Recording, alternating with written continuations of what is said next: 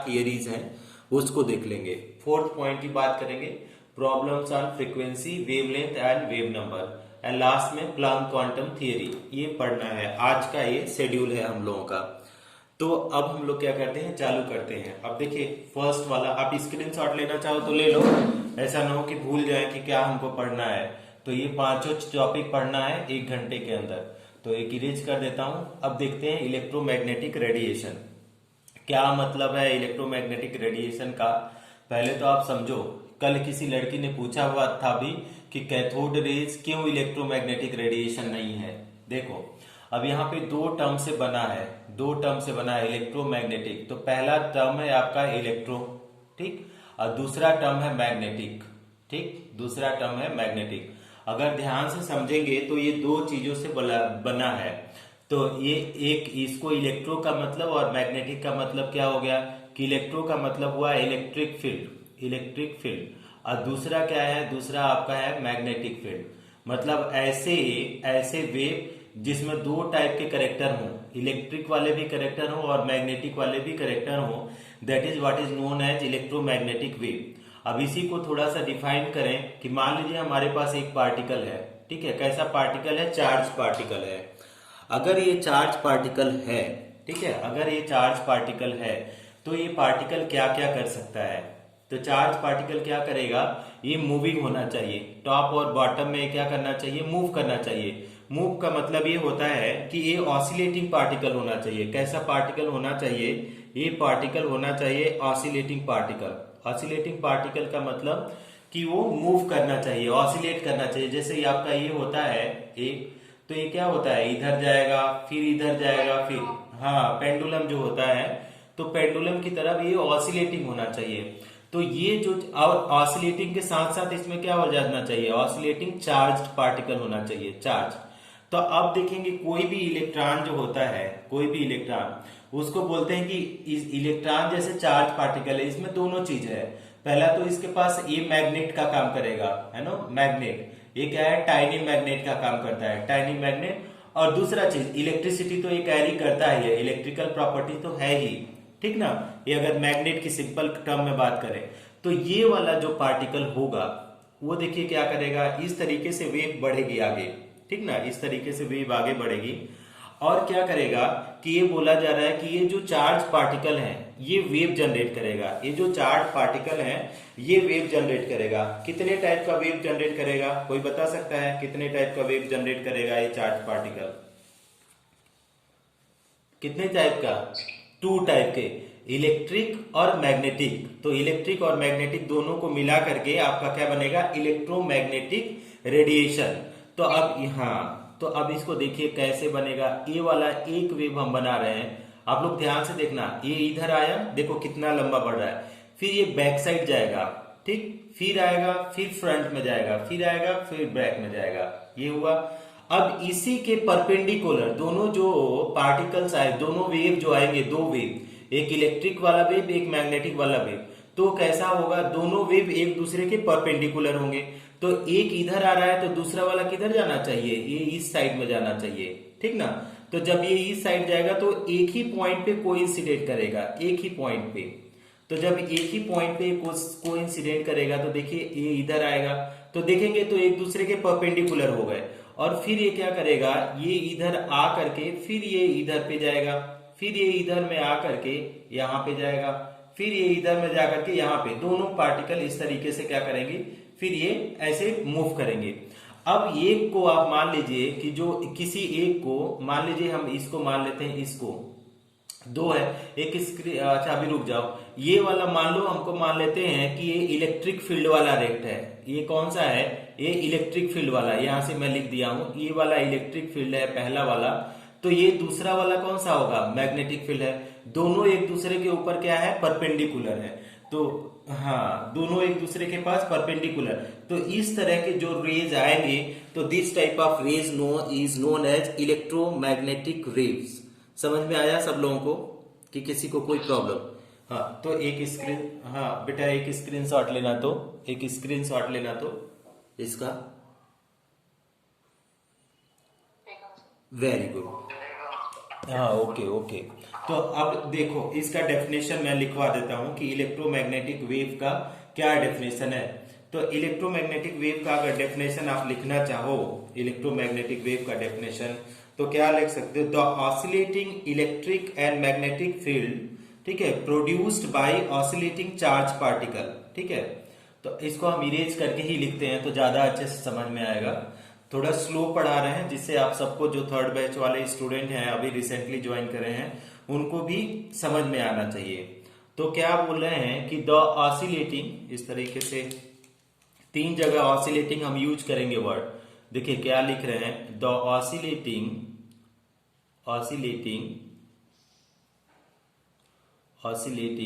क्या है?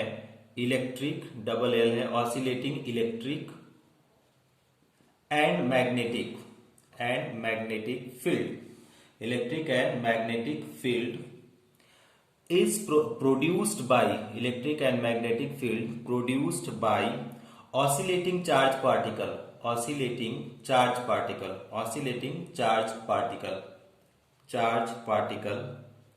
particles are क्या है? वो एक दूसरे पे क्या है? are perpendicular to each other and also perpendicular to direction of propagation, perpendicular देखिए कितना है definition, perpendicular to direction of propagation is known as, क्या उसको बोलते हैं? propagation is known as EM wave, is known as क्या बोलेंगे? Electromagnetic radiation. ठीक है, अब इसका थोड़ा सा आप लोग लिखो, इसका एक स्क्रीनशॉट लो। जिसको हैंडराइटिंग न समझ में आए कृपया करके बता देना। रेडिएशन एक, हाँ सर ये फील्ड FEILD चाहिए ना, FILD फील्ड मतलब भरा हुआ, FIELD, हाँ FEILD,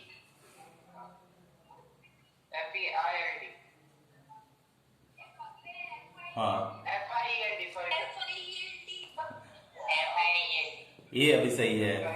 का एक इंग्लिश खराब कर रहे हो तो ठीक है। अच्छा अभी लिख लो ये वाला FIELD, the oscillating electric and magnetic field produced by oscillating charge particle are perpendicular to each other and also perpendicular to direction of propagation is known as electromagnetic radiation, एक डायरेक्शन ऑफ प्रोपगेशन। हाँ एक screenshot लो तो बताते हैं, एक screenshot लो आप। Very good. हाँ अब इसको डायरेक्शन ऑफ प्रोपोगेशन आप लोगों को समझा देते हैं कि क्या मतलब है डायरेक्शन का प्रोपोगेशन। देखो डायरेक्शन ऑफ प्रोपोगेशन का मतलब ये हुआ कि जैसे ये वाला चार्ज पार्टिकल था, ये वाला जो लाइन आ रहा है, दिस लाइन इज व्हाट, दोनों डायरेक्शन ऑफ प्रोपोगेशन यही है, डायरेक्शन ऑफ प्रोपोगेशन का मतलब है कि आगे बढ़ना। ठीक है, प्रोपोगेट करना, आगे बढ़ना। तो एक वाला जो रेज आ रहा था इस तरीके से आ रहा था, है ना, इस तरीके से, तो ये क्या है, इधर ही तो आ रहा था। और दूसरा वाला रेज क्या कर रहा था, इस तरीके से आ रहा था। ठीक है, इस तरीके से, लेकिन अल्टीमेटली ये किस डायरेक्शन में प्रोपोगेट कर रहे हैं, आगे बढ़ना ना। तो ये यही वाला जो लाइन है ये क्या है, डायरेक्शन ऑफ प्रोपोगेशन। ये इतना मतलब ये इतना कठिन है कि अगर एक बार समझ में आ गया तो बहुत अच्छी बात है, लेकिन आप पूछते रहना, किसी को समझ में ही नहीं आता है कि ये है क्या। तो अगर ऐसे देखेंगे तो ये क्या है, ऑसिलेटिंग चार्ज पार्टिकल है ना, ऑसिलेटिंग, तो ये ऑसिलेटिंग चार्ज पार्टिकल है। अब ऑसिलेटिंग चार्ज पार्टिकल क्या बोल रहा है कि दो टाइप का रेडिएशन ये शो करेगा पार्टिकल। तो दो साइड का रेडिएशन उसमें बोल रहा है, पहला अगर इलेक्ट्रिक फील्ड जनरेट कर रहा है, इलेक्ट्रिक फील्ड, और दूसरा चीज ये क्या जनरेट करेगा, ये दूसरा करेगा मैग्नेटिक फील्ड। ठीक, मैग्नेटिक फील्ड का मतलब रेडिएशन से समझिए, बहुत सारे रेज रहेंगे तो दैट इज फील्ड। तो इलेक्ट्रिक और मैग्नेटिक फील्ड, अब ये दोनों को देखेंगे तो एक दूसरे पे तो 90 डिग्री है ही, लेकिन ये जिस रास्ते से बढ़ रहा है उसके भी अगर देखेंगे तो उसके ऊपर भी ये 90 डिग्री है। तो हर जगह पे 90 डिग्री है in the direction of propagation या एक दूसरे पे। तो दैट टाइप ऑफ रेडिएशन और that type of waves are known as electromagnetic radiation और इलेक्ट्रोमैग्नेटिक वेव्स। अब हमको ऐसा लगता है कि आपको समझ में आ गई होगी। एक स्क्रीनशॉट इसका भी ले लो, जिसको डायरेक्शन ऑफ प्रोपोगेशन समझना था फिर से ले सकते हैं। इरेज कर दूं? Very good very good. अब इसको हम इरेज करके अब इसमें हम बताते हैं कि आपका प्रॉपर्टीज बताते हैं। देखो अब प्रॉपर्टीज ऑफ 10th में आप लोगों ने, म्यूट हो जाओ बेटा, कौन है म्यूट हो जाओ। कोई भी प्रॉपर्टीज जब हम लोग पढ़ते हैं, वेव्स का प्रॉपर्टीज पढ़ते हैं, जैसे साउंड आप लोग पढ़े हैं फिजिक्स में 10th स्टैंडर्ड में ना, तो उसमें क्या होता है कि उसको चलने के लिए क्या है, किसी मीडियम की जरूरत नहीं होती है। चलने के लिए किसी मीडियम की जरूरत नहीं होती है, तो इसको भी चलने के लिए कोई भी मीडियम की जरूरत नहीं पड़ेगी। तो अगर इसको फर्स्ट पॉइंट कैरेक्टर अगर लिखेंगे या तो प्रॉपर्टीज लिखो, हेडिंग ऐसे है, थोड़ा सा एक दो प्रॉपर्टीज है, कॉम्पिटिटिवली इंपॉर्टेंट नहीं है। Properties of electromagnetic radiation, properties of electromagnetic radiation, या तो उसको वेव्स बोले रेडिएशन बोले, सब चीज एक ही चीज है, ठीक है। तो पहला चीज हम लोग क्या लिखेंगे कि इट डज नॉट रिक्वायर्ड, जो फर्स्ट पॉइंट है इट डज नॉट रिक्वायर्ड क्या है, इसके लिए जब ये चलेगी तो it does not required any medium to travel करने के लिए एनी मीडियम की जरूरत नहीं है। इट कैन क्या है, इट कैन मूव इन किसमें, ये वैक्यूम में भी ये मूव कर सकती है, कि जहां पे बिल्कुल एयर नहीं है वहां पे भी ये मूव कर सकती है। समझ में आया? सेकेंड पॉइंट जो है इसका, second point, there are many type, अब इसको कल पढ़ेंगे हम लोग ये वाला point. There are many types of radiation possible, there are many type of radiation has been क्या है, उसको हैज बीन डिस्कवर्ड, ठीक है।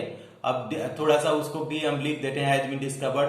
पहला मान लीजिए अल्ट्रावायलेट रेज, यूवी ना, ये क्या है यूवी, ठीक है। इसके बाद क्या है, यूवी के बाद क्या है इंफ्रारेड, आईआर इंफ्रारेड। इसके बाद क्या है एक्स रेज, इसके बाद गामा रेज है, गामा रेज, ठीक है। तो ये सारे रेज अब क्या, there are many type of radiation has been discovered which are together, क्या बोलेंगे, टुगेदर कलेक्टिवली नोन एज उसको क्या बोले देते हैं, नोन एज इलेक्ट्रोमैग्नेटिक रेडिएशन। ये कल पढ़ेंगे मैग्नेटिक रेडिएशन, देखेंगे माइक्रो शेड्यूल में क्या है। ये ऑलरेडी मतलब ये ऐसा है बच्चे, इसको अगर देखो इस तरीके से, तो जब इसको अरेंज करोगे किसके आधार पे, वेवलेंथ और फ्रीक्वेंसी के आधार पे, तो ये क्या है, इन लोगों का सबका कुछ न कुछ रेंज आएगा, सबका कोई किसी रेंज में आएगा, कोई विजिबल रेंज में आएगा, कोई किस रेंज में। तो ये जो पूरा ये आएगा, जैसे 7 कलर आप बोलते हैं ना व्हाइट कलर का, कि वो 7 कलर से मिलके बना है, तो उसी तरीके से ये जो रेंज बन के आएगा, तो इसी को हम लोग क्या बोलते हैं कि EM radiation, EM spectrum, electromagnetic spectrum. Very good. तो ये बोला होता है इलेक्ट्रोमैग्नेटिक स्पेक्ट्रम। इसका भी एक स्क्रीनशॉट आप ले लो, एक स्क्रीनशॉट। क्या क्या, हाँ ये तो जरूरी नहीं है, इसको पढ़ाएंगे, डिटेल में पढ़ाएंगे इसको। ये ना इलेक्ट्रोमैग्नेटिक मतलब समझा रहे हैं कि there are many types of radiation has been discovered, like इतना एग्जांपल, विच आर टुगेदर। अगर किसी एक बैंड पे रखेंगे आप तो क्या आएगा, वो स्पेक्ट्रम मिलेगा, बहुत लंबा लाइन मिलेगा। That is what is known as electromagnetic spectrum, not together collectively known as electromagnetic spectrum, not radiation spectrum. Spectrum का मतलब बहुत सारी लाइनें हों। समझ में आ गया? इसको इरेज कर दूं? Very good, super. अब हम लोगों को इसके ऊपर क्या करना है, छोटे छोटे टॉपिक पढ़ना है, 4-5 तो। अब इसके बाद न्यूमेरिकल करना है। न्यूमेरिकल आपको करने में बहुत मजा आएगा, क्योंकि हम बहुत ही बेसिक से चालू करेंगे आप लोगों को। थोड़ा सा भी स्टूडेंट, थोड़ा सा भी आप कंसंट्रेट करो, थोड़ा सा घर में जाकर के बैठ के पढ़ो ना, तो केमिस्ट्री आप सपोज कर लो कि सबसे इजी आपको लगने लगेगी। तो आप दूसरा जो हेडिंग डालेंगे, कैरेक्टरिस्टिक्स ऑफ क्या है, इलेक्ट्रोमैग्नेटिक वेव। अब इसमें कैरेक्टरिस्टिक्स आप इलेक्ट्रोमैग्नेटिक वेव नहीं लिखेंगे, केवल वेव लिखेंगे। जैसे आप अभी देख रहे थे कि इसमें दो टाइप का वेव था, ठीक ना, दो टाइप का। लेकिन अब जो हम लोग पढ़ने जा रहे हैं स्टूडेंट, उसमें किसी एक वेव को लेंगे, चाहे आपका मैग्नेटिक को ले लो या तो इलेक्ट्रिक को। तो अब कैरेक्टरिस्टिक्स ऑफ वेव पढ़ने जा रहे हैं, समझ में आ रहा है? दोनों नहीं लेंगे, केवल एक एक को लेकर के अब हम लोग पढ़ने जा रहे हैं कैरेक्टरिस्टिक्स ऑफ वेव कि क्या होता है। दोनों की प्रॉपर्टी सेम होगी, चाहे वो इलेक्ट्रिक वेव हो या मैग्नेटिक फील्ड वाली वेव हो। तो अब हम लोग क्या कर रहे हैं, कैरेक्टरिस्टिक्स ऑफ वेव पढ़ेंगे। तो फर्स्ट पॉइंट अगर हम लोग लेते हैं तो उसको पहला जो पॉइंट बोला जाता है स्टूडेंट, उसको बोला जाता है वेव लेंथ। ठीक है, खूब अच्छे से समझो। वेव लेंथ, लेंथ का मतलब होता है दूरी, ठीक है, और वेव का मतलब होता है रेडिएशन। तो किसी रेडिएशन का ना कितना लेंथ है, that is what is known as wavelength. अब मान लीजिए कि ये डायरेक्शन ऑफ प्रोपोगेशन है, ये वाला लाइन क्या है, this line is what is representing direction of propagation, ठीक, प्रोपोगेशन। एक चीज ध्यान देना कि हम यहाँ पे स्ट्रेट लिए हैं, ऐसा कुछ भी नहीं है, ये इस तरीके से भी ये लाइन हो सकती है। कहने का मतलब कि ये 90 डिग्री होना चाहिए। अब इसको जनरलाइज करके समझा रहे हैं, तो इस तरीके से हम बनाए हैं, तो कुछ कोई कंफ्यूज नहीं होगा। बस तुमको डेफिनेशन याद रखना है कि जो रेज है वो क्या है, कि कोई भी चार्ज पार्टिकल है उसके प्रोपोगेशन और जो वेव्स होंगे वो 90 डिग्री होगी। तो अगर मान लो ये डायरेक्शन ऑफ प्रोपोगेशन हुआ तो इसके ऊपर क्या है, 90 डिग्री पे इस तरीके से वेव चलेंगी, ठीक, ये वेव हुआ। अब हमको क्या करना है, वेव लेंथ मेजर करना है। तो वेव लेंथ कैसे करेंगे कि वेव लेंथ ये बोला जाता है कि दो जो सिमिलर पोजीशन है, distance between two similar position जो आएगा उसको हम लोग बोलते हैं वेव लेंथ, ठीक, ये वाला लाइन। तो हम इसको क्या कर सकते हैं कि इसको हम लिख देते हैं द डिस्टेंस बिटवीन ना। दूसरा ये भी हो सकता है, अगर यहां से आप लो ये वाला पोजीशन और ये वाला दोनों पोजीशन सेम है, तो अगर यहां से लाओ यहां से, तो भी ये आपका होगा। अब कहीं से भी ले सकते हो, बट आपको ध्यान रखना है कि वो सिमिलर पोजीशन होना चाहिए, सेम पोजीशन होना चाहिए। तो अगर देखेंगे, लिख देते हैं द डिस्टेंस बिटवीन, क्या है, distance between, the distance between two similar position,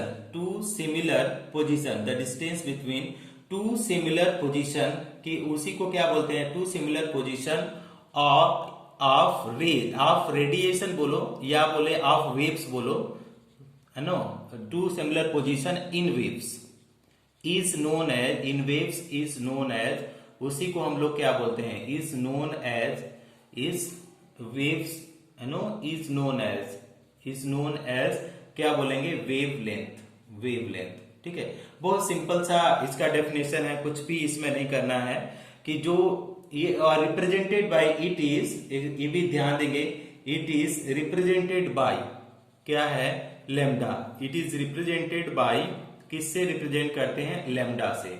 अगर इंग्लिश में लिखना चाहें तो लैम्डा ऐसे कर देंगे, लैम्डा। अच्छा, अब ये हो गया। अब इसको यूनिट अगर कोई बोला जाए, यूनिट तो कुछ भी हो सकता है, क्योंकि ये डिस्टेंस है। अब डिस्टेंस का जो भी यूनिट होता है, आप या तो मीटर लिखो अगर यूनिट की, या तो आप सेंटीमीटर लिखो, या तो क्या लिख सकते हो, एंगस्ट्रॉम लिखो, या तो नैनोमीटर लिखो, या माइक्रोन लिखो, ठीक है, या पिकोमीटर, कुछ भी यूनिट हो सकता है इसमें। क्यों, हाँ, तो आपका जो भी आपका क्या बोलते हैं, डिस्टेंस का यूनिट होगा, that will be the unit of wavelength. Okay student, erase कर दूं इसको, ओके, वेरी गुड। लैम्डा कुछ भी लिख दो, LEMBDA, लैम्डा, हाँ, अच्छा, LA। अब स्पेलिंग के मत जाओ आप लोग, है ना, ऐसे डायरेक्टली लिख लिया करो कि लैम्डा क्या है, LAMBDA। या तो मत भी लिखो, जरूरी थोड़ी है। लैम्डा मतलब इसको लैम्डा से रिप्रेजेंट करते हैं। ओके, हो गया, वेरी गुड। अच्छा, अब इसका थोड़ा सा इसका एक जरूरी तो नहीं है, लेकिन इसका थोड़ा सा हम लोग यूनिट कन्वर्जन लिख देते हैं, क्योंकि आप लोगों को बहुत जरूरत पड़ेगा अभी, ठीक है। यूनिट कन्वर्जन कैसे करेंगे, तो हम यहाँ पे थोड़ा सा यूनिट कन्वर्जन कर देते हैं, क्योंकि इसके यूनिट बहुत सारे टाइप में आ रहे हैं। तो यूनिट कन्वर्जन हम लोग कैसे समझ सकते हैं, अगर यूनिट कन्वर्जन की बात करें तो आप अगर देखें कि 1 एंगस्ट्रॉम अगर लिखते हैं तो 1 एंगस्ट्रॉम इक्वल टू कितना होता है, 10 की पावर -8 मीटर। -8 मीटर। अगर हाँ, अगर इसी को वेरी गुड वेरी गुड, अगर हम इसी, ये सेंटीमीटर है 10 सेंटीमीटर। अब 1 एंगस्ट्रॉम अगर इसी को करें अगर मीटर में, तो 10 की पावर कितना हो जाएगा, माइनस क्या हो जाएगा 10 मीटर, ये हो जाएगा। अच्छा, तीसरा अगर पॉइंट की देखें, अगर नैनोमीटर की बात करें, ठीक है, तो 1 नैनोमीटर होता है सेंटीमीटर में हाँ 10 पावर, अच्छा 1 नैनोमीटर तो इक्वल टू 10 की पावर -9, ये कितना होता है मीटर, और ये कितना होगा सेंटीमीटर। Very good. अब दूसरा चीज अगर देखें 1 पिकोमीटर की बात करें, 1 पिकोमीटर तो ये क्या हो जाएगा 10 की पावर माइनस क्या हो जाएगा 10 सेंटीमीटर, ठीक। अब 1 पिकोमीटर अगर मीटर में लिखना चाहे तो 10 की पावर -12 मीटर। अब इतना इसको याद रखेंगे आप लोग, है ना। एक स्क्रीनशॉट ले लीजिए आप लोग इसका, तो आपको माइक्रोमीटर, तो अगर 1 माइक्रोमीटर की अगर बात करें, माइक्रोमीटर तो इसका होता है 10 एंगस्ट्रॉम। 10 एंगस्ट्रॉम 1 माइक्रोमीटर का मतलब होता है 10 एंगस्ट्रॉम। 1 माइक्रोमीटर का मतलब होता है 10 एंगस्ट्रॉम। अब एंगस्ट्रॉम का तो यहाँ पे पता है 1 एंगस्ट्रॉम इक्वल टू कितना होता है, तो 10 की पावर कितना होता है -8, तो उसमें आप कन्वर्जन आप कर सकते हैं। बस इतना सा लिखिए, ज्यादा मत जाइए, नहीं तो कंफ्यूजन हो जाएगा, बहुत ज्यादा करेंगे तो। Is it okay, is it okay? हाँ ओके। नेक्स्ट हेडिंग डालिए, नेक्स्ट हेडिंग है आपका फ्रीक्वेंसी। जो नेक्स्ट हेडिंग है आपका वो आएगा फ्रीक्वेंसी, ठीक है। FREQUENCY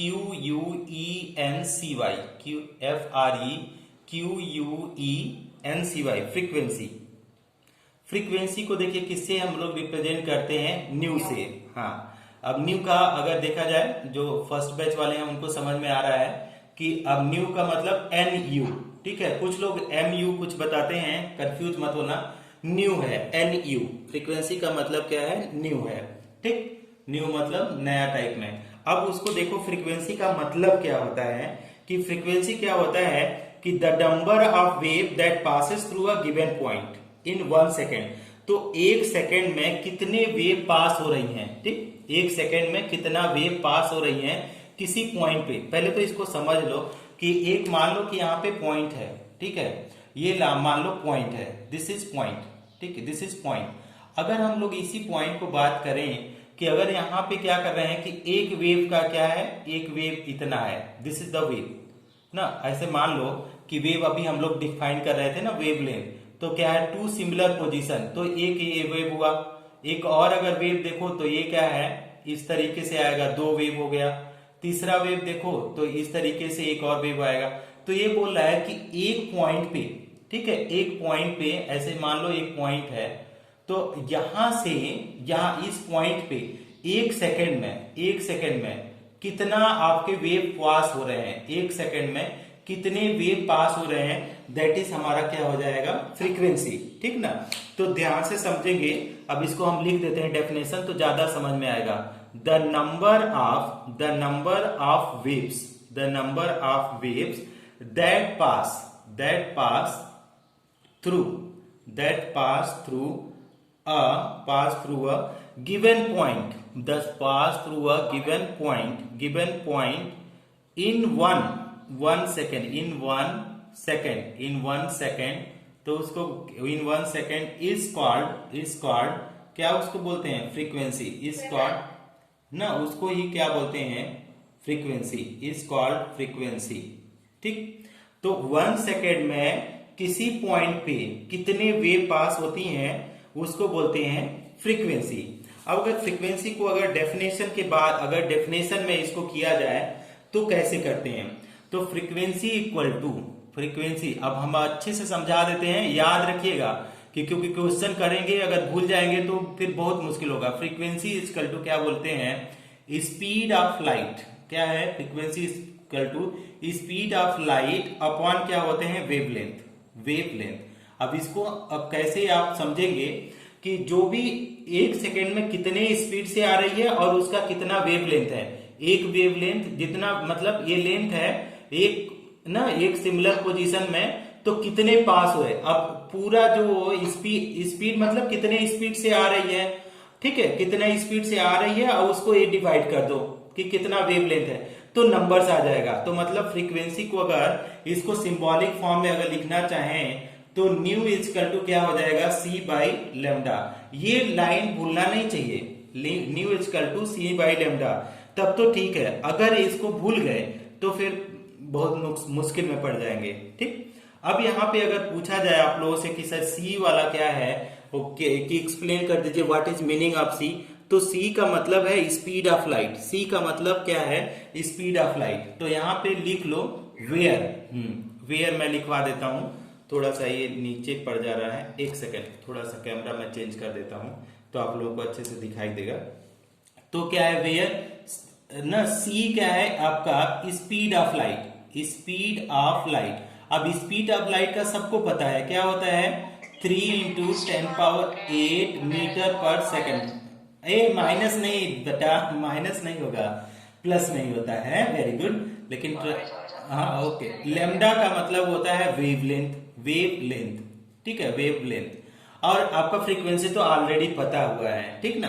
अब इसको क्या करो, एक लिखो, इसको ये करो, स्क्रीनशॉट लो, आप थोड़ा सा एक स्क्रीनशॉट लो, वेरी गुड, वेरी गुड। हाँ ओके ओके, अगर आपने क्या किया, अगर इसका ले लिया तो इसका थोड़ा सा हम लोग देखेंगे यूनिट, कि इसका यूनिट क्या होता है ना। तो यूनिट को थोड़ा सा ध्यान देना है। यूनिट को कैसे हम अंडरस्टैंड करेंगे, तो यूनिट को हम लोग डिराइव करेंगे। कहां से डिराइव करेंगे, इसी वाले फॉर्मूला से। तो फ्रीक्वेंसी इक्वल टू क्या है, सी बाई लेमडा। फ्रीक्वेंसी क्या है, सी बाई लेमडा। अगर फ्रीक्वेंसी की बात करें तो ये है सी बाई लेमडा। सी क्या है, मीटर पर सेकेंड। अब लेमडा का है मीटर, तो मीटर मीटर तो कट जाएगा, ठीक ना। अच्छा इसको और सिंप्लीफाई करो, लेकिन आप देखो मीटर पर सेकेंड है ना, मीटर पर सेकेंड अपन क्या है मीटर। अब देखो इसके नीचे तो कुछ है, इसके नीचे कुछ नहीं है तो 1 मान लो, ठीक ना, कि इसके नीचे कुछ नहीं है तो 1 मान लो। नीट वालों को समझाना है। अब देखो इस टाइप में होगा, ए बाई बी टोटल क्या हो गया, सी बाई डी ना। तो ये वाला सबसे नीचे वाला कहां चला जाता है, सबसे ऊपर, और ये वाला ये। तो देखो क्या हो जाएगा, मीटर इंटू 1 डिवाइडेड बाई क्या हो जाएगा, सेकेंड इंटू मीटर। ए मीटर मीटर खत्म हो जाएगा, तो 1/सेकेंड आ रहा है, तो सेकेंड जब ऊपर जाएगा तो क्या आ जाएगा, सेकेंड इनवर्स, ठीक ना, ये आ जाएगा सेकेंड इनवर्स। तो यूनिट ऑफ फ्रीक्वेंसी अगर लिखेंगे, unit of frequency second inverse, unit of frequency क्या हो जाएगा, सेकेंड इनवर्स। तो कंफ्यूज मत होना, very good very good. Second inverse या क्या हो सकता है, ठीक है, सेकेंड इनवर्स ही हमेशा होगा, आवर्स इनवर्स ऐसा कुछ नहीं होता है, सेकेंड इनवर्स ही होता है। हाँ, what happen, who is shouting, any problem here, take a screenshot of this, otherwise I am erasing. Very good very good. Next heading है आपका वेव नंबर, नेक्स्ट हेडिंग है आपका वेव नंबर। देखो क्या है वेव नंबर। अब क्या बोला जाता है वेव नंबर का, इसको रिप्रेजेंट करते हैं न्यू बार से, वेव नंबर न्यू बार, ठीक है। अब वेव नंबर का मतलब समझो कि आपका ना वेव नंबर मतलब नंबर, कितना वेव आपका, इसको पहले लिख लो, the number of wavelength per unit length. Wave number का ये होता है कि क्या हो गया, कि इसको अच्छे से डिफाइन कर रहे हैं, द नंबर ऑफ क्या, नंबर ऑफ वेव लेंथ ना, नंबर ऑफ वेव लेंथ, ठीक है, पर unit length, per unit length, कि एक यूनिट लेंथ है, पर यूनिट लेंथ, कि एक यूनिट लेंथ है उसमें कितने नंबर ऑफ वेव लेंथ हो रहे हैं, ठीक है, ठीक है। उसी को क्या बोला जाता है, इज नोन एज, क्या बोला जाता है, is known as wave number, known as wave number. अब देखो ऐसे इसको समझ लो, थोड़ा कंफ्यूजिंग है। यहाँ पे मान लो हमारे पास क्या है, एक यूनिट लेंथ है, ये वाला जो लेंथ है कितना है, 1 यूनिट लेंथ है। 1 यूनिट लेंथ आपको कितना भी मान लो, 100 मीटर मान लो, 50 मीटर, आपके ऊपर है। 1 यूनिट, एक यूनिट का मतलब कोई भी आपका फिक्स नंबर कर लो। तो अगर इसको देखोगे स्टूडेंट तो इसमें कितने वेव आ जाएंगे।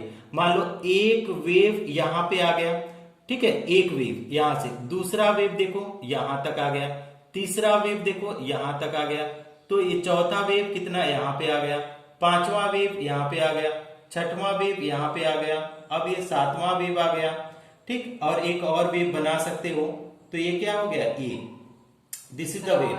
पर यूनिट डिस्टेंस। हाँ, number of wave per unit distance. अगर इस डायग्राम को लो तो 1 2 3 4 5 6 7 8 है, 8 वेव पर यूनिट डिस्टेंस। तो इसको अब देखो, अब इसको हम डिफाइन कर सकते हैं कि इट इज, नोट करके लिख लेते हैं तो ज्यादा आपको समझ में आएगा, मार्कर का इंक खत्म हो गया, नोट करके इट इज क्या लिखेंगे, it is reciprocal of, it is reciprocal of, किसके रेसिप्रोकल में होगा, रेसिप्रोकल ऑफ वेव लेंथ, ठीक है, वेव लेंथ। हाँ, तो मतलब टोटल लेंथ में से अगर एक वेव लेंथ अगर डिवाइड कर दें तो आपका नंबर ऑफ वेव लेंथ आ जाएगा। समझ में आ रहा है, इसको बहुत ही इजीली समझ सकते हैं, लेकिन थोड़ा कोरिलेट करिएगा आप लोग। तो देखो पर यूनिट है ना, पर यूनिट हमने कितना मांग लिया, 1।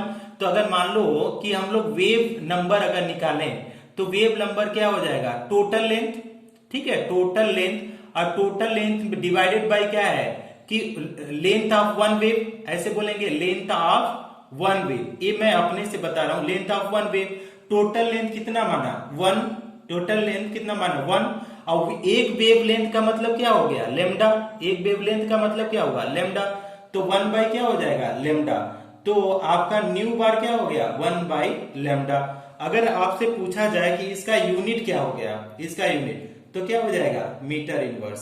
समझ में आ रहा है, मीटर इनवर्स, क्योंकि ये नीचे में है ना मीटर, या तो इसका ये भी बोल सकते हैं सेंटीमीटर इनवर्स लिख सकते हैं, आपके ऊपर है। अगर एगस्ट्रॉम इनवर्स कर लीजिए या पिकोमीटर इनवर्स, ये आपके ऊपर है कि कौन सा यूनिट दिया है क्वेश्चन में, तो कौन सा यूनिट हमको पुट करना है। बात समझ में आ रही है आप लोगों को? यस। हाँ, तो एक इसका स्क्रीनशॉट लीजिए ना। हाँ, एक स्क्रीनशॉट लीजिए, तो ले लिया, yes. Very good very good very good. तो तो वेवलेंथ में पर यूनिट टाइम है ना, हाँ, वेवलेंथ में पर यूनिट टाइम है, पर यूनिट टाइम, और इस वेव नंबर में पर यूनिट डिस्टेंस, पर यूनिट डिस्टेंस। हाँ, पर यूनिट लेंथ, या लेंथ है, डिस्टेंस नहीं बोलेंगे, लेंथ बोलेंगे, पर यूनिट लेंथ। ओके। हाँ, वेरी गुड वेरी गुड, अच्छा क्वेश्चन पूछा आप लोगों ने। तो अब इसमें एक रिलेशन हम लोग शो करेंगे ना, रिलेशन फिक्स करने के लिए कि जो 2-3 चीज हम लोगों ने पढ़ा है उसमें क्या रिलेशन हम लोग बैठा सकते हैं, ठीक है। तो देखिएगा, तीनों चीज का पहले लिखिए और फिर उसमें रिलेशन शो करने की कोशिश करिए कि क्या हम लोगों से, क्या उसका रिलेशन हम लोग बना पा रहे हैं क्या। तो देखिए हम लोग क्या क्या कर सकते हैं। पहले तो आप वेवलेंथ देखिए, तो वेवलेंथ हम लोग देखे थे, वे अगर ऐसे समझिए कि ये था mu equal to C by lambda, हम लोगों ने कर लिया था सी बाई लेमडा। अभी न्यू बार इक्वल टू क्या कर लिया था, 1 बाई लेमडा कर लिया था, ठीक। अब देखिए, अब इसी वाले में क्या करिए कि लेमडा की जगह आप लोग क्या कर लिए, इसको रख सकते हैं, मान लीजिए इक्वेशन 1 और ये इक्वेशन 2 है, ठीक है। रिलेशन हम बैठाने की कोशिश कर रहे हैं, तो आप देखिए कि nu equal to C by 1 by lambda कर सकते हैं। 1 बाई लेमडा की जगह हम लोग क्या लिख सकते हैं, ये म्यू बार लिख सकते हैं क्या, म्यू बार। देखिए ये वाला लेमडा है, अगर रुके आप देखिए इसी में इक्वेशन 3 क्या कर सकते हैं हम, अगर इसमें क्या कर सकते हैं, लेमडा की जगह हम लोग क्या लिख सकते हैं, 1 बाई लेमडा है, तो 1 बाई लेमडा की जगह नहीं लिख सकते इसको, तो मतलब हम लोग क्या कर सकते हैं कि lambda equal to 1 by nu bar आएगा। हाँ, ये इक्वेशन 3 आएगा। अब हम लोग लेमडा की जगह लिख सकते हैं 1 बाई क्या आ जाएगा, न्यू बार, ठीक। अब देखिए रफ वर्क नीट वाले स्टूडेंट को हम लोग समझा रहे हैं, जेई वालों को नहीं समझा रहे हैं। देखो स्टूडेंट, नीट वाले बच्चे समझना कि सी है, सी के नीचे कुछ नहीं है, तो उसके नीचे सपोज करो 1, और इसके बाद 1 बाई लेमडा, 1 बाई ये का आपका है न्यू है, ये 1 बाई न्यू बार है, तो ये वाला कैसा हो गया, A by B total C by D. तो अब देखो डी वाला ऊपर चला जाएगा, तो ये वाला ऊपर जाएगा और ये वाला नीचे, तो आपका क्या आ जाएगा, ठीक है। अगर देखो तो ये क्या, nu equal to C nu bar, हाँ, तो न्यू इजकल टू क्या हो जाएगा, सी न्यू बार। अब इसके ऊपर क्वेश्चन आएगा तो करना पड़ेगा, nu equal to C nu bar. समझ में आ गया सबको, कुछ समझ में आया थोड़ा थोड़ा? Yes sir. वेरी ओके, एक स्क्रीनशॉट लीजिएगा ना, एक स्क्रीनशॉट लीजिए आप लोग। ओके ओके, अब जो है एक ये आज इसके माइक्रो शेड्यूल में नहीं दिया है, लेकिन फिर भी हम उसको बता देते हैं आप लोगों को, इसके बाद न्यूमेरिकल करेंगे। एक दो और कॉन्सेप्ट पढ़ लीजिए, अभी टाइम आपके पास कितना है, टाइम तो है अभी। तो नेक्स्ट है आपका एम्पलीट्यूड, नेक्स्ट हेडिंग है एम्पलीट्यूड, ठीक। अब एम्पलीट्यूड का क्या मतलब होता है, एम्पलीट्यूड को स्मॉल ए से जनरली रिप्रेजेंट करते हैं। तो एम्पलीट्यूड का मतलब ये होता है कि, एम्पलीट्यूड का मतलब ये होता है कि जो आप लोग क्रिस्ट या ट्रफ बोलते हैं, हम लिख देते हैं पहले। देखिए यहां से अगर इस तरीके से डायग्राम आप बनाएं, ठीक, तो ये जो ऊपर वाला पोर्शन है इसको बोला जाता है क्रिस्ट, ठीक है, क्रेस्ट। और जो नीचे वाला पोर्शन है इसको बोला जाता है ट्रफ, ठीक है। तो अब डिफाइन कैसे करते हैं कि जो ये हाइट है या ये जो क्या है डेप्थ है, इसी के जो हाइट की ऊंचाई जो है उसी को बोला जाता है एम्पलीट्यूड। तो हम लिख लेते हैं द हाइट, ऐसे लिख देते हैं द हाइट, और क्या लिखेंगे, of the crest, the height of the crest, और द डेप्थ, और क्या बोलेंगे, डेप्थ ऑफ द ट्रफ, ठीक है, कि depth of the trough of a wave is called amplitude. उसी को हम लोग क्या बोलते हैं, एम्पलीट्यूड। कि ये जो आएगा, this is what is known as, इसी को क्या बोलते हैं, एम्पलीट्यूड। आइदर तो ये हाइट में जाओ या तो ये डेप्थ में जाओ, this is also the amplitude. समझ में आया, एम्पलीट्यूड समझ में आया आप लोगों को, ये वाला एम्पलीट्यूड क्या होता है। आप देखो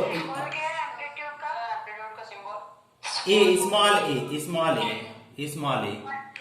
अच्छा, अब देखो अगर यूनिट बात करो तो यूनिट क्या करो कि एम्पलीट्यूड क्या है, पहले तो समझो एम्पलीट्यूड है क्या, एम्पलीट्यूड क्या है, हाइट है ना, हाइट ऑफ द क्या है, हाइट ऑफ क्रेस्ट।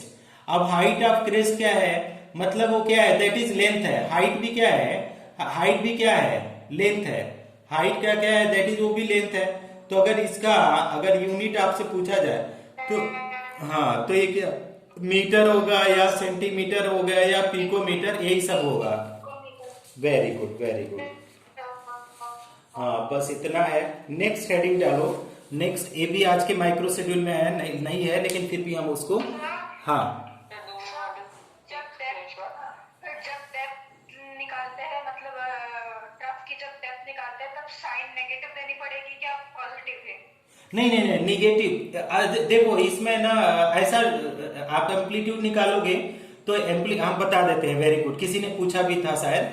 अब देखो ये वाला जो ऊपर वाला है ना, ये ऊपर वाला, तो इसको बोला जाता है पॉजिटिव साइन, पॉजिटिव। और नीचे वाले को बोला जाता है, ये क्या है, निगेटिव, ठीक है, निगेटिव। अब जब हम श्रोडिंगर वेव इक्वेशन पढ़ेंगे ना, तो इसको बोलते हैं, इसका जो एम्पलीट्यूड होगा, एम्पलीट्यूड ये ऊपर जाएगा, और इसका जो एम्पलीट्यूड होगा ये क्या है, माइनस का लेंगे। हाँ, साई जो है माइनस साई, और ये अपना प्लस साई हो जाएगा, ठीक है, एम्पलीट्यूड ऑफ वेव। तो लेकिन ये एक heading, that is time period. Firstly आप एक स्क्रीनशॉट ले लो आप लोग, इसके बाद हम लोग टाइम पीरियड लिखेंगे। इरेज कर दो इसको बच्चे।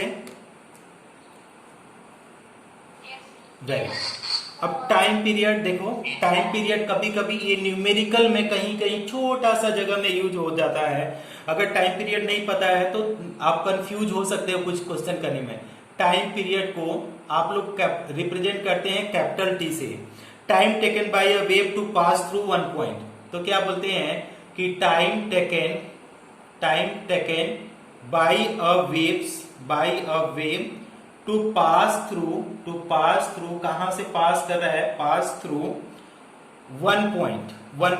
एक पॉइंट को पास करने के लिए कितना टाइम होता है, तो टी इक्वल टू क्या हो जाता है, कैलकुलेट करना है। तो देखिए हम लोग कैसे वेवलेंथ के ऊपर कैसे न्यूमेरिकल कर सकते हैं।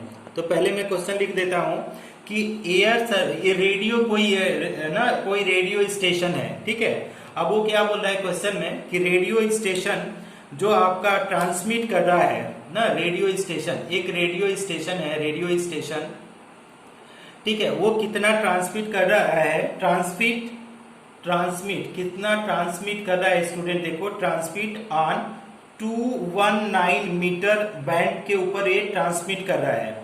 तो इसका क्या बोल रहा है, ट्रांसमिट वेवलेंथ, ब्रैकेट में ट्रांसमिट वेवलेंथ, ये क्या है वेवलेंथ, इतना वेवलेंथ पे ये ट्रांसमिट कर रहा है। Then find the wave number, then find the wave number, then find the, क्या पूछ रहा है, wave number, no no no, they find the frequency, find the frequency. अब फ्रीक्वेंसी पूछ रहा है, अब ध्यान से इसको समझ लीजिए, फ्रीक्वेंसी पूछ रहा है तो आप इसको रिलेट करो, ठीक है। तो क्या दिया है, वेवलेंथ दिया है, तो लैम्डा इक्वल टू दिया है 219 मीटर है, 219 मीटर, ठीक। पूछ क्या रहा है, न्यू पूछ रहा है। तो स्टूडेंट पहले तो रिलेशन आपको पता होना चाहिए कि न्यू का मतलब क्या होता है, सी बाई लेमडा होता है, समझ में, सी बाई लेमडा।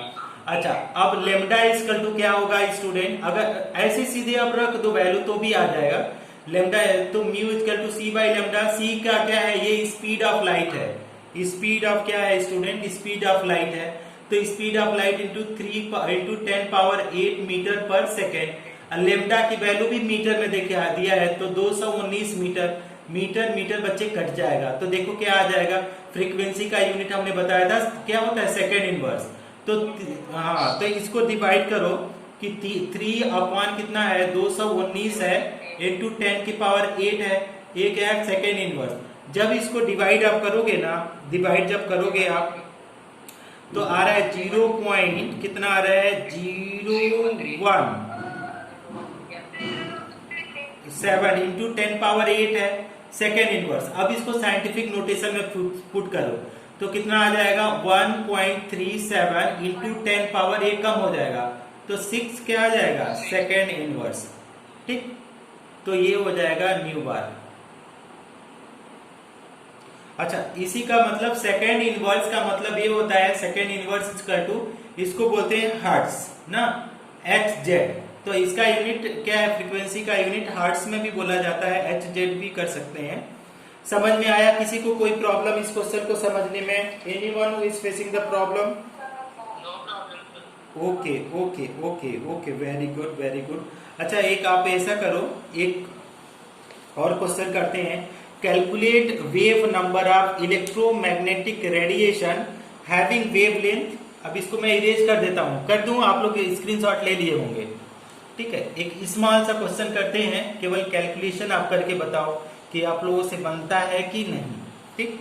उसमें है कैलकुलेट, क्वेश्चन है कैलकुलेट, क्या कैलकुलेट करना है, calculate wave number, calculate wave number, किसका wave number, wave number of electromagnetic wave, electromagnetic wave हम बोल रहे हैं, इलेक्ट्रोमैग्नेटिक वेव हैविंग वेवलेंथ, उसको क्या बोल रहे हैं, हैविंग वेवलेंथ। वेवलेंथ यहाँ पे दिखा है, कितना वेवलेंथ दिया है, 6000 एंगस्ट्रॉम दिया है। तो डियर स्टूडेंट पहले तो आपको रिलेशन पता होना चाहिए कि वेव नंबर को म्यू बार से रिप्रेजेंट करते हैं और ये क्या है, इनवर्सली प्रोपोर्शनल टू क्या होता है, लेमडा होता है। तो इसमें वैल्यू पुट कर दो, 1 बाई लेमडा की वैल्यू कितना दिया है, 6000 एंगस्ट्रॉम। इसको करो तो 1 बाई 6 आ जाएगा और 10 की मल्टीप्लाई क्या आ जाएगा, मल्टीप्लाई 10 की पावर 3। जब यहाँ पे और सिंप्लीफाई करो 1 बाई 6 इंटू 10 की पावर, जब 3 ऊपर जाएगा तो -3 आ जाएगा, ठीक है। और एक इसमें आएगा, एंगस्ट्रॉम में दिया है ना, तो एंगस्ट्रॉम को इनवर्स में चला जाएगा, एंगस्ट्रॉम इनवर्स आएगा। अब इसको करो तो कितना आ जाएगा, 0.61 जा 6, 6 जा क्या आ जाएगा, 16 इंटू 10 पावर -3, ठीक है। ये आएगा एंगस्ट्रॉम, ठीक। अब क्या है, एंगस्ट्रॉम इनवर्स में आएगा। अब देखो, अब इसमें क्या कर सकते हैं कि इसको सिंप्लीफाई कर दो, 1.6 इंटू 10 पावर कितना आ जाएगा, इधर में कर दिया तो माइनस का कितना आ जाएगा, 4 एंगस्ट्रॉम इनवर्स। अब 1 एंगस्ट्रॉम हम लोग पढ़ रहे थे अगर मीटर में, तो 1 एंगस्ट्रॉम इक्वल टू हम लोग बता रहे थे 10 की पावर -10 मीटर, ठीक ना। तो अब इसको क्या करो, यहाँ पे पुट कर दो, ठीक है। इसमें अगर आप पुट करना चाहते हो, मीटर में कैलकुलेट करना चाहते हो, तो देखो ये वैल्यू कितना है, एंगस्ट्रॉम में है, तो कितना एंगस्ट्रॉम में है कि 10 की पावर -4, और ये क्या है मीटर में, तो यहाँ पे क्या करो, मल्टीप्लाई कर दो। मल्टीप्लाई करोगे तो ये क्या है, मीटर में, इसमें मल्टीप्लाई कर दो 10 की पावर, किससे करोगे मल्टीप्लाई, अगर करो 10 की पावर, वेट अगेंस्ट टर्म को अगर मीटर में कन्वर्ट करो तो इसको डिवाइड करना पड़ेगा, 10 पावर माइनस 10, ये क्या हो गया मीटर। तो ये जब ऊपर जाएगा तो 1.6 इंटू 10 पावर माइनस 4, और ये ऊपर जाएगा तो ये आपका प्लस का 10 आ जाएगा, तो क्या हो जाएगा 1.6 इंटू 10 पावर कितना आ जाएगा 6 मीटर इनवर्स। थोड़ा सा आप लोग कन्वर्जन आपको सीखना पड़ेगा पावर का, कि कैसे होता है, कि कब डिवाइड करना है, कब मल्टीप्लाई करना है। आप पहले ट्राई करो, अगर नहीं बनता है तो मैं एक आध दिन एक्स्ट्रा क्लास लेकर के अच्छे से मैथमेटिक्स वाला पोर्शन पढ़ा दूंगा, तो आपको समझ में आ जाएगा। ये सब क्लियर है student? Very good very good. अब एक लिखो, थोड़ा सा छोटा सा एक और हेडिंग बढ़ा देते हैं, तो आप घर में बैठ करके खुद से क्वेश्चन करना। क्या है, प्लांक क्वांटम थियरी। नेक्स्ट है प्लांक क्वांटम थियरी। तो प्लांक क्वांटम थियरी क्या बोलता है स्टूडेंट, उसको थोड़ा सा बता देते हैं, इसके बाद आप लोगों को क्वेश्चन दे देंगे, आप लोग करना। तो क्या है, ये हेडिंग है, क्या है, Planck quantum theory. Planck quantum theory, Planck quantum theory क्या है, ये इन्होंने एक थियरी दिया था। उन्होंने बोला था कि बिना प्लांक के आप ना कोई भी रेडिएशन का एनर्जी नहीं निकाल सकते हैं। तो ये बोलता है कि एवरी रेडिएशन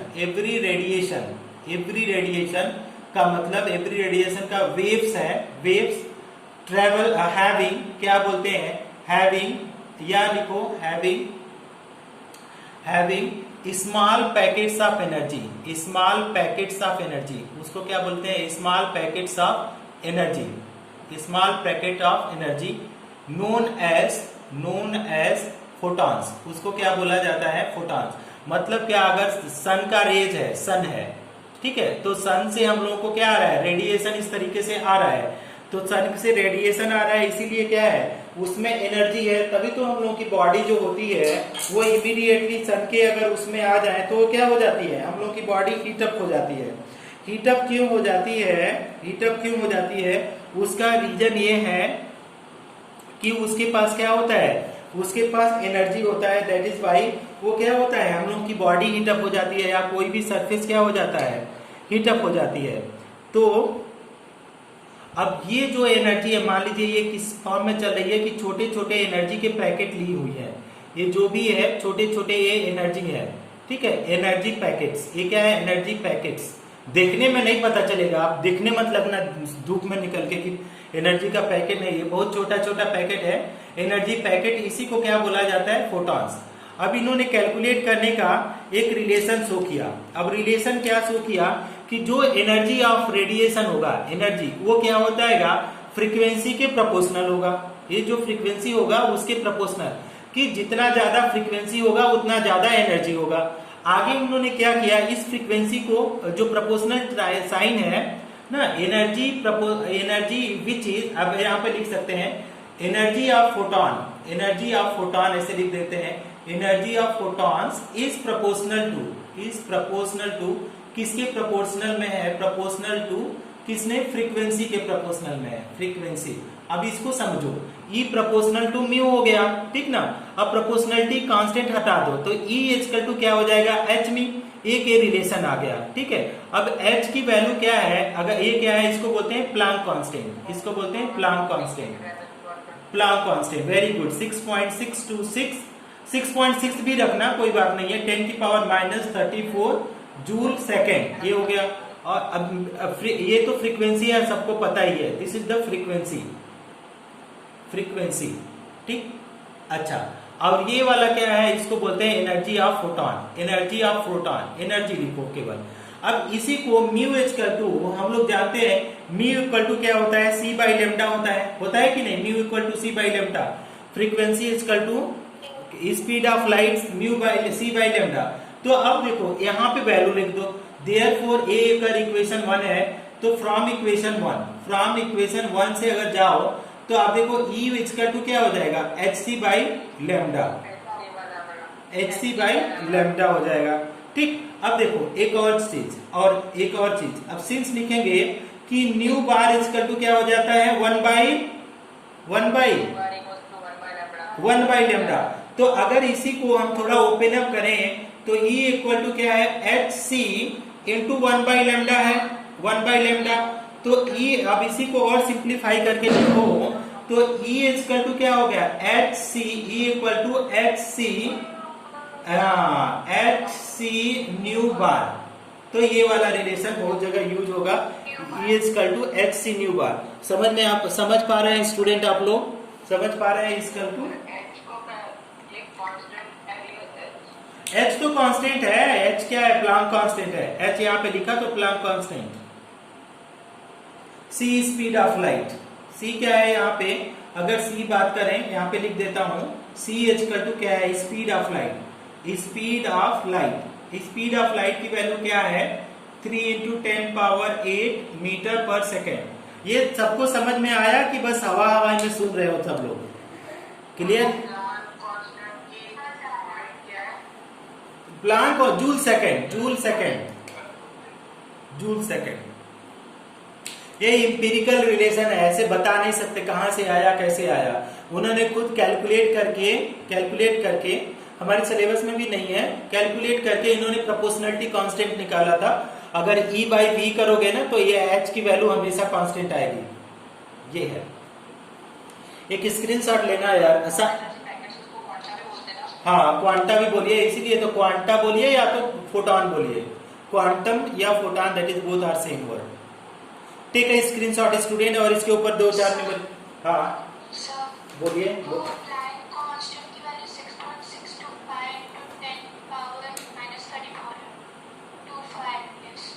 25 नहीं है, 5 के बाद देखो, 5 के बाद 5 से ज्यादा आता है, 6.626 होता है, 5 नहीं आता है। राउंड फिगर करोगे ना तो 6.626 आएगा।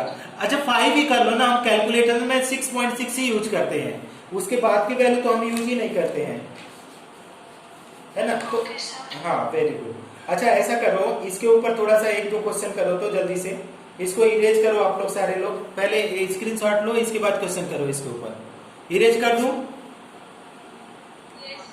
Very good. हाँ चलो हम इरेज करते हैं, फिर इसके ऊपर थोड़ा सा क्वेश्चन कराते हैं, देखते हैं कोई क्वेश्चन मिल जाए तो। क्वेश्चन नंबर जो नीट वाला बुक है, क्वेश्चन नंबर 50 देखो तो, क्वेश्चन नंबर 50 मुझे दिखाई दे रहा है, इसके ऊपर बेस दिखाई दे रहा है। बहुत सारे क्वेश्चन मिल जाएंगे, आप खुद से भी ट्राई करना है, ऐसा नहीं कि सब मेरे भरोसे बैठे रहो। खुद क्वेश्चन नंबर 50 जो हम पेज नंबर बता देते हैं नीट वाले बुक में, अभी हम क्वेश्चन दे देंगे आप लोगों को। क्वेश्चन नंबर 50 है, द एनर्जी पर quanta associated with light of wave length कितना है, 250। ठीक है, हम लिख देते हैं क्वेश्चन 50। द एनर्जी क्या बोला जा रहा है, द एनर्जी पर क्वांटा क्या है, पर क्वांटम, क्वांटम एसोसिएटेड, किससे एसोसिएटेड बात कर रहा है, विथ लाइट, किसका, विथ लाइट। आगे क्या बोल रहा है, ऑफ वेव लेंथ, क्या बोल रहा है, वेव लेंथ दिया है कितना, 250 × 10⁻⁹ मीटर इज। 4 ऑप्शन दिया है, 7.95 × 10⁻⁻19 जूल, दूसरा दिया है 7.95 × 10⁻⁻76 जूल। देखो कितना क्लोज बैठे हो, 3.93 × 10⁻⁻26 जूल, और आपका 3.93 × 10। हाँ ऑप्शन थोड़ा तेजी से लिख रहा हूं तो क्या क्लियर होगा, अभी देखो थोड़ा थोड़ा क्लियर होगा, मैं बहुत हाँ नहीं क्लियर है, नो चलो अच्छा फिर 7 रुको लिख देता हूं, 7.95 × 10⁻⁻19 क्या है, जूल। दूसरा क्या है, देखो दोबारा लिखवा रहे हो तुम लोग, टाइम हो गया, 7.95 × 10⁻⁻26 जूल। इसको भी लिखो, थोड़ा सा तेजी से मैंने लिखा, मुझे लगा आप लोगों के पास बुक होगा। 3.93 × 10⁻⁻26 जूल, और ये क्या है, 3.93 × 10⁻⁻19 जूल। लिखो, अच्छा सोल्यूशन करो। द एनर्जी पर quantum associated with the light wavelength, तो आपका ई पूछा जा रहा है, ठीक है, और ई बराबर क्या होता है, हम थोड़ा डिटेल में कर रहे हैं, E equal to H mu, E equal to H mu. अब म्यू की वैल्यू आप लोग पहले बता चुके हो कि c/λ होता है, तो क्या हो जाएगा hc बाई लेमडा। सॉल्व करो तो एनर्जी पूछ ही रहा है, वेवलेंथ दिया है, लेमडा की वैल्यू दिया है, लेमडा इक्वल टू क्या है 250 इंटू 10 पावर माइनस 9 मीटर। ठीक है, पुट करो 6.6 into 10 power minus 34 joule second. ठीक, मल्टीप्लाई बाई क्या हो जाएगा यूनिट स्पीड 3 इंटू 10 पावर क्या हो जाएगा 3 power 8 metre per second divided by lambda भी मीटर में दिया है तो 250 इंटू 10 पावर माइनस 9 मीटर। अब देखो ए मीटर ए सेकेंड खत्म हो जाएगा तो जो यूनिट आएगा जूल में, तो ये वाला ठीक है सारे तो जूल में ही दिए हैं। अब इसको सॉल्व करो, देखो थोड़ा सा एक करवा देते हैं, ये कोई कॉल कर रहा है यार। अगर इसको सिंप्लीफाई कर दें तो आपका क्या 6.6 मल्टीप्लाई बाई 3 अपॉन क्या आ जाएगा 250 इंटू क्या है 10 की पावर माइनस 34 प्लस क्या आ जाएगा 8, ये ऊपर जाएगा माइनस तो प्लस का क्या आ जाएगा 9। ठीक, अब इसको अगर सॉल्व करके देखो आप लोग तो ये क्या आ जाएगा, पूरा अगर सॉल्व करो तो 3 हमारे पास के कितना आ रहा है देखो आप लोग करो, मेरा जो आंसर आ रहा है 7 पॉइंट कितना आ रहा है 7.95 इंटू 10 पावर माइनस 19 जूल। हाँ, ये आपका एनर्जी। ऑप्शन मैच कराओ, देखो कौन सा option number A, this is the correct option.